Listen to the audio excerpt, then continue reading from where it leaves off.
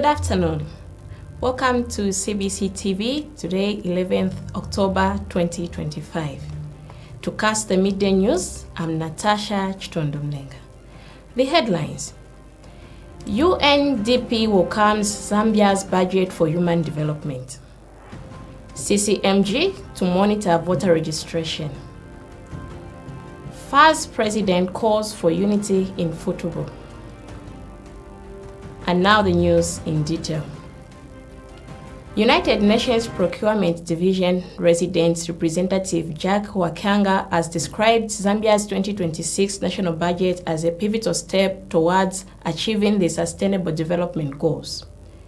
Speaking at the KPMG UNDP post-budget analysis breakfast, Wakanga highlighted the gains, including a 59% increase in poverty reduction funding, higher allocations for education and skills development, and an 84% rise in health sector spending. He, however, cautioned that fiscal expansion must be balanced to prevent inequality, urging stronger collaboration among government, development partners, and the private sector to turn policy into real human development results. More in this report.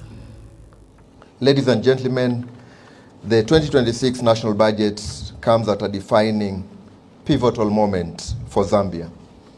And with 5 years remaining to achieving SDGs, the country must balance sustaining economic growth with the equally important goal of advancing human development and building economic resilience.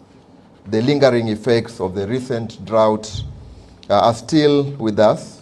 Shrinking foreign aid flows make this budget even more critical in terms of shaping the country's social and economic trajectory. We therefore applaud the government's proactive measures in the budget, which are mainly aimed at uplifting as well as driving human development for the people of this great country. It is therefore heartening to observe some of the following very key commitments in the proposed budget. One, I think the 59% increase in spending targeting poverty reduction programs demonstrates a powerful dedication to SDG 1, which really talks about no poverty in absolute terms, supporting millions of vulnerable households through schemes such as the social cash transfer. Secondly, in the area of education and skills development, which still remains very prominent, with significant funding being allocated for free education and the CDF, which we consider to be a direct response to youth unemployment and aligning perfectly well with SDG 4, which is on quality education, and SDG 8, which is on decent work. And then thirdly, and importantly, in the area of Tourism Minister Rodney Sikumba has commissioned new infrastructure worth 12.5 million kwacha at Rwambe National Park in Lumezi District under the Malawi-Zambia Transformer Conservation Area Initiative. The project includes 11 staff houses, an office block, a park entry gate, and a modern command center aimed at boosting conservation and tourism. Speaking through Eastern Province Permanent Secretary Paul Tole, Mr. Sikumba said the development aligns with government policy to enhance resource management and staff welfare in protected areas. IFAW Country Director Patricio Ndazela said the investment also created local jobs and pledged continued support for the world protection and community engagement. More in this report. Chief Justice Mumba Malila has been honored for his contribution to the Southern and Eastern Africa Chief Justices Forum, SIAC-JEF. The award was presented during the SIAC-JF conference in Botswana themed Judicial Independence and Accountability in Safeguarding the Rule of Law. Dr. Malila, whose office hosts the SIAC-JEF, Secretariat was recognized for advancing the judiciary's work across the region. He has extensive national, regional, and international legal experience, including roles with the African Union Commission of Human and People's Rights and the United Nations Working Group on Arbitrary Detention. He is in Botswana with fellow Zambian judicial officers, including Justice Charles Zulu and Lady Justice Gertrude Chiwantama, alongside Chief Justices and legal experts from across Southern and Eastern Africa. A council meeting at Lufwanyama Town Council ended abruptly after councillors walked out protesting alleged misuse of road construction machinery. Katembla Ward Councillor Edward Kapandula says equipment made for 36.1 kilometer Fungwere Road project was diverted to personal projects, with only 13.1 kilometer completed in 4 months. Kasonka Ward Councillor D. Mukanzo called for a change in management to restore accountability. While Council Secretary Leader Mampala blames the contractor, Council Chairperson Annie Kapandula insists officers were involved, deepening division within the local authority. More in this report. What we are doing? Doing what? Money is spent for no reason, doing private works, then what? As the chairperson for Plans Committee, I've got no one able to chair, so I've decided to leave the chamber. We need to be action-oriented. We need to press a point that we are not against anyone here, but we are against people whose interest is their pocket at the expense of the people of Rufwanyama. We are tired of this nonsense, what is happening here. His Excellency has done everything. He has provided fuel. He has managed to bring us these earth-moving equipment, but nothing is happening. We budgeted for 4 roads. Today, what are we hearing? Money has been finished. We are doing our best to make sure development is there. Rufwanyama is vast. If we have machines doing private works, whilst the people are expecting works to be done, the roads are expected. Rufwanyama has got no roads. Hoping the machines will come, not knowing the machines are working on private land. Whatever is against the principles we stand here for, we shall not accept. On record and straight that it's not the council management involved in these side works, side jobs. It's the operators who've been manning these machines. So when we thought that they're on the ground working, we don't know at what time they will divert the machines to do these side jobs. So as management, we're very disappointed and action is being taken. It was a day of joy and celebration at Class Life School, where pupils in grade 7 and reception graduated during the school's 5th graduation ceremony held 10th October 2025. School principal Mrs. Gladys Kapembwa expressed her happiness at the learners' achievements, saying the milestone reflects the school's continued commitment to providing quality education with Jesus at the center. Parents, teachers, and pupils joined in the colorful event, which celebrated hard work, faith, and excellency in education. More in this report. This is Christ Life School in the heart of Mainwood, Lusaka. Today is a hype of activities because of the graduation ceremony that is taking place. Reception to grade 1, grade 7 to grade 8. The principal, Mrs. Gladys Kapembwe, had this to say. I am the school principal at Christ Life School. Today, Christ Life is holding its 5th annual graduation ceremony, where we have our reception grade and grade 7 classes graduate to the next classes. We are so excited as a school. Christ Life School is situated in Ibex Mainwood, Zambezi Drive, Lusaka, Zambia. Christ Life School is centered on a vision which states to teach, inspire, and acquire excellent education with Jesus at the center.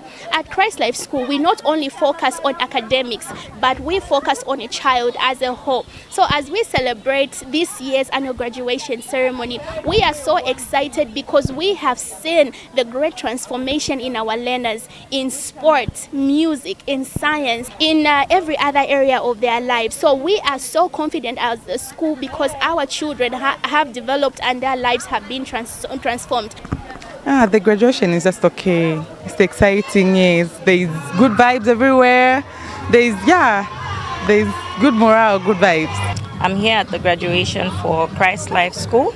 My children have just come to support. They're not graduating, but it's really going well. I really love the school. My children have been here for a year, and I can see that they've really become confident.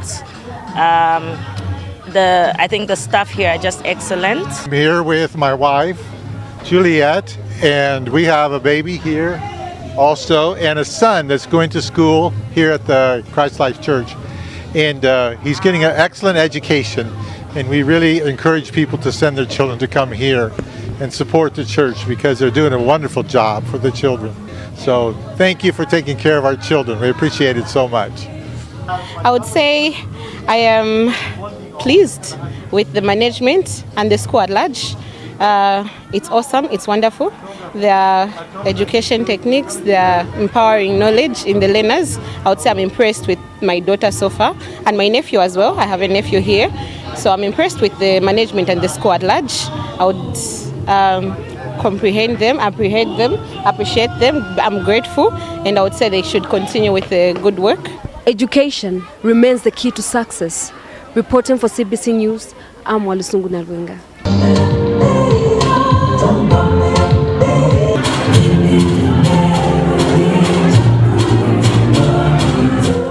ZESCO board chairperson Vixon Nkube has led a delegation to inspect progress on the 16 megawatts Northrise solar PV project phase 1 in Ndola.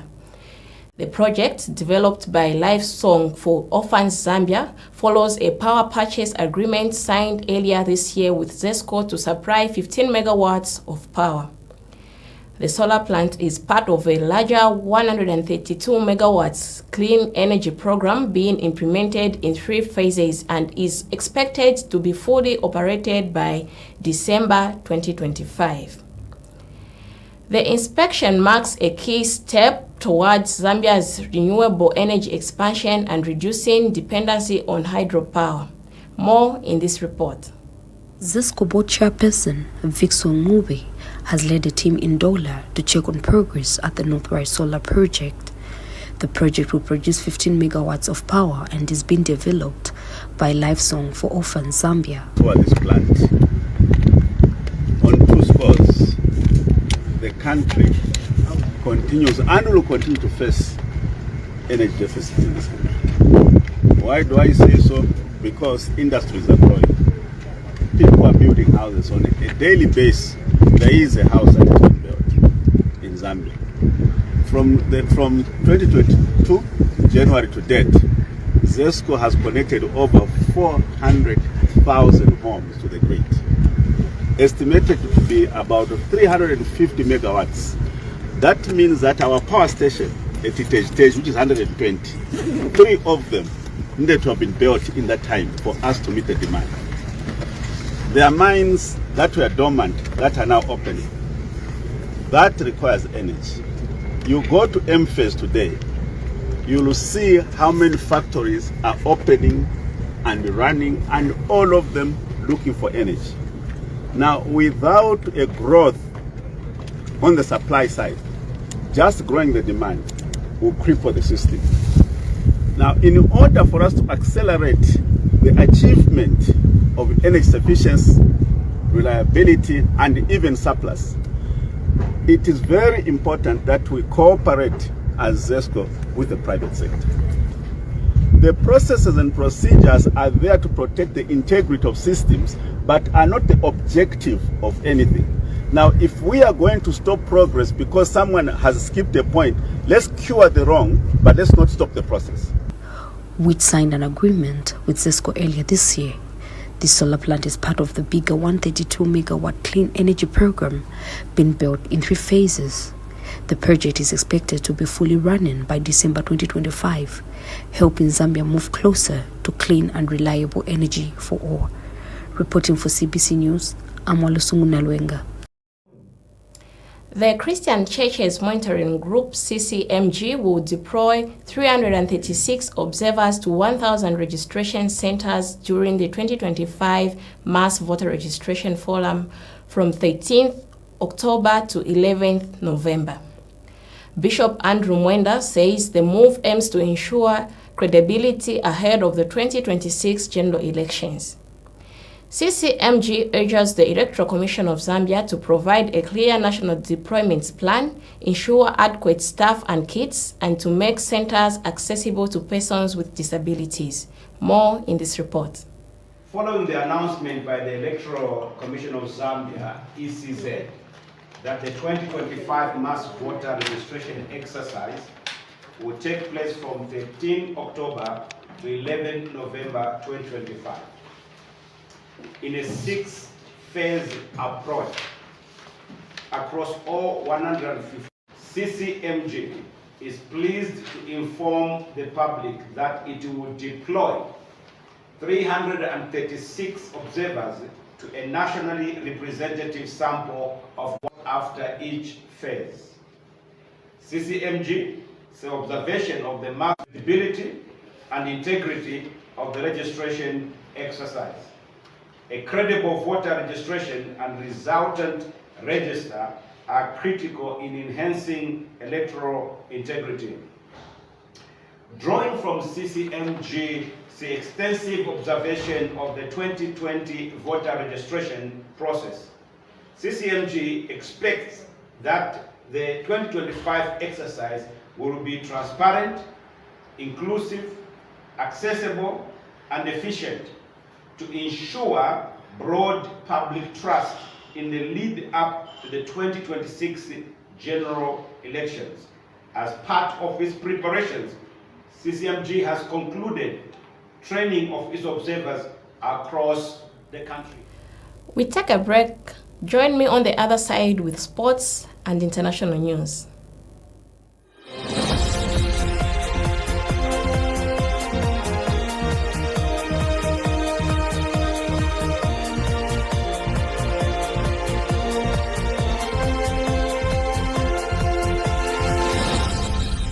Christ Life Church presents Women Flourish Conference. Luke 10, verses 38 to 42.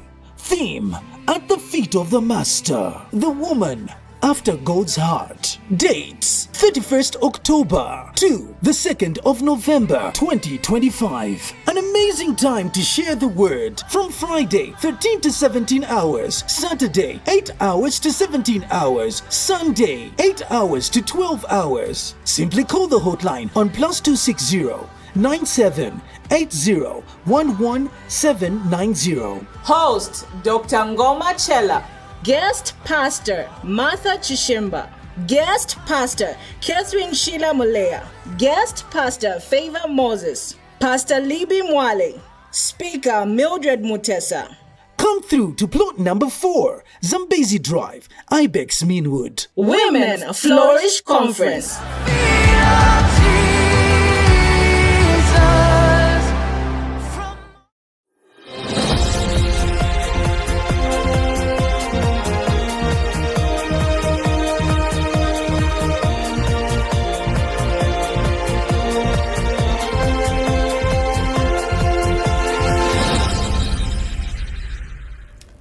Welcome back. Thank you for staying with us. We continue with the news. In sports news, Football Association of Zambia President Keith Mwemba has called for unity and constructive engagement among football stakeholders. Mwemba urged critics to work with the FAS executive, emphasizing collaboration, positive dialogue, and shared ideas to advance Zambian football. He also appealed for an end to post-election divisions, saying it is time to embrace reconciliation and build a stronger and more inclusive football community. More in this report. I think if you look at the FIFA slogan, football unites the world. So when we talk about unity, when we talked about amnesty, we meant just that. I mean, it's not a matter of rhetoric, political rhetoric or lip service. I think we need to walk the talk. You have to ensure that what you say you implement. I will not get tired or keep speaking like a broken record. We need to unite as Zambians, our football, needs love, our football needs peace. We shouldn't just focus on the people, people maybe attacking us or trying to attack us on social media, where of course as leaders, you can't respond on social media because you're a leader. But we appreciate people's freedom of expression. They have a constitutional right to express themselves. But obviously, every rule is an exception, and even the freedom of expression has got its own exceptions, even under our Republican Constitution. But I think what is important now is not only to focus on talking about or referring to people attacking on social media. Others claim they are just doing